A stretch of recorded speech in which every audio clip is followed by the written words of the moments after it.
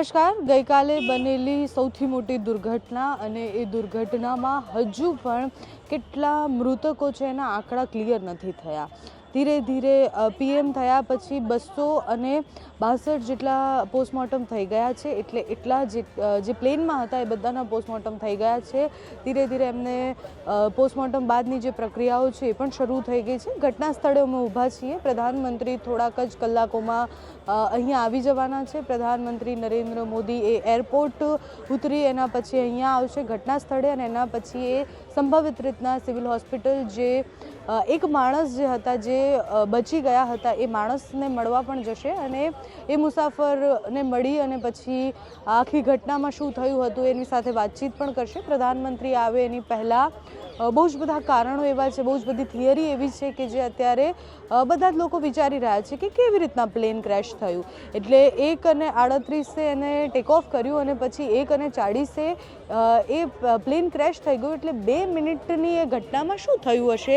આ બધા જ સવાલો બહુ જ લાંબા છે। આ બધા જ સવાલોના જવાબો મળતા હજી ઘણો સમય લાગશે। બ્લેક બોક્સની તપાસ એ 15 દિવસ લેશે અને એ તપાસ પછી જ મુખ્ય કારણો જે છે સામે આવશે। પણ અત્યારે સંભવિત રીતના જે પ્રાથમિક માહિતી છે એ પ્રમાણે ટેક ઓફ પછી તરત જ જે પાયલોટ હતા એમને કોલ આપી દીધો હતો ઇમરજન્સી કોલ, પછી તરત જ સંપર્ક તૂટી ગયા અને એ કોલ આપ્યા પછી એટલે પાયલટને ત્યારે જ સંભવિત રીતના ટેક ઓફની તરત જ ખબર પડી ગઈ હતી કે કંઈક અણઘટત થવાનું છે, કોઈક એવી ઘટના બનવાની છે। પાયલોટે કોલ કર્યો એના પછી એક એન્જિનની જે તકલીફ હતી, એટલે એક એન્જિન પહેલાં ઠપ થયું, એના પછી બીજા એન્જિને એનો સાથ ન આપ્યો અને પછી તરત જ 2 જ મિનિટમાં આખો ખેલ ખેલાઈ ગયો। કોલ ઇમરજન્સી કોલ પછી તરત જ એ ફ્લાઇટ ક્રેશ થઈ ગઈ। વૈજ્ઞાનિક કારણો પણ ઘણા બધા છે કે જેમાં ટેક ઓફ અને સાથે જ જે વિન્ડની સ્પીડ છે અને ટેકઓફ સમયે જે ધ્યાન રાખવાની બાબતો છે એ ધ્યાન રાખવામાં ન આવી હોય એવા ટેકનિકલ કારણો તો ઘણા બધા શોધવામાં આવ્યા છે।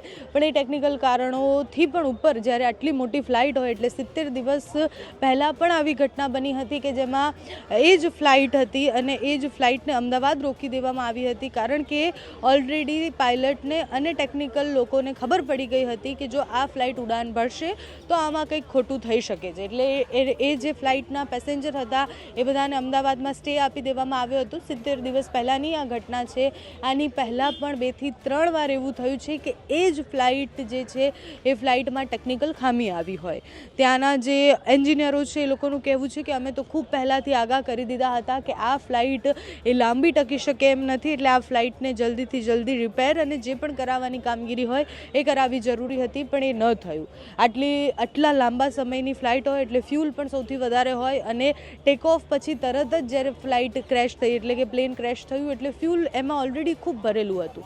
એ ફ્યુલને ધક્કો ન વાગ્યો અને પછી જે રીતના એક એન્જિન બંધ થયું, બીજું એન્જિન બંધ થયું અને બીજા અનેક ટેકનિકલ કારણો હશે, પણ જ્યારે ફ્લાઇટ ઓલરેડી 70 દિવસ પહેલાં આવી ઘટના બની છે એની પહેલાંનો પણ એક વિડીયો વાયરલ થાય છે કે એક ભાઈ છે એ જ ફ્લાઇટમાં છે અને એ વિડીયો સોશિયલ મીડિયા પર છે કે ભાઈ એમાં એસી નથી કામ કરતા, એમાં આ કામ નથી કરતું। એ બતાવી રહ્યા છે કે ફ્લાઇટમાં કેટલી કમીઓ છે એ સામાન્ય માણસ બતાવી શકે છે। એ પાયલટ અને ટેકનિકલ ટીમને કેમ ન ખબર પડી કે જો આટલી લાંબી જર્નીની ફ્લાઇટ છે એટલે લંડન જવું એ ડોમેસ્ટિક ફ્લાઇટ હોય અને એ લોકો એવું કહી રહ્યા છે કે હા ઠીક છે અમે આગળ જઈને એક સ્ટોપ પછી પણ અમે કંઈક એમાં ચેન્જીસ લાવી શકીએ કે એમાં સુધારા લાવી શકીએ।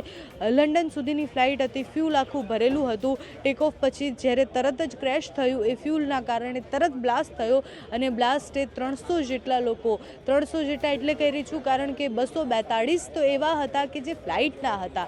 એ 242 સિવાય પણ અહીંયા હોસ્ટેલ અને ડૉક્ટરના જે લોકો છે, જે ડૉક્ટર આસપાસ રહેતા હતા, એ બધાને નુકસાન થયું છે। એટલે સંભવિત રીતના 268ના પીએમ થયા છે એટલે 268 તો કન્ફર્મ જ છે, પણ એ આંકડો પણ વધી શકે છે। અત્યારે ઘટના સ્થળે ઊભા છીએ એટલે એ જે બળવાની જે ગંધ હોય, એ જે એક દિવસ પછીની જે સ્થિતિ હોય એ સ્થિતિ અનુભવ કરી શકીએ છીએ અહીંયા ઊભા રહીને।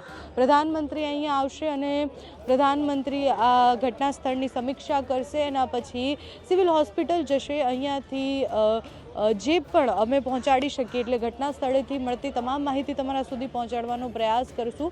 અત્યારે સમય છે કે તમને બહુ જ બધા સમાચારો મળતા રહેશે। અત્યારે સમય એ છે કે તમને બહુ જ બધી વસ્તુઓ દેખાતી રહેશે, પણ તમારે વિચલિત નથી થવાનું, ખોટી વાત પર ધ્યાન નથી દેવાનું।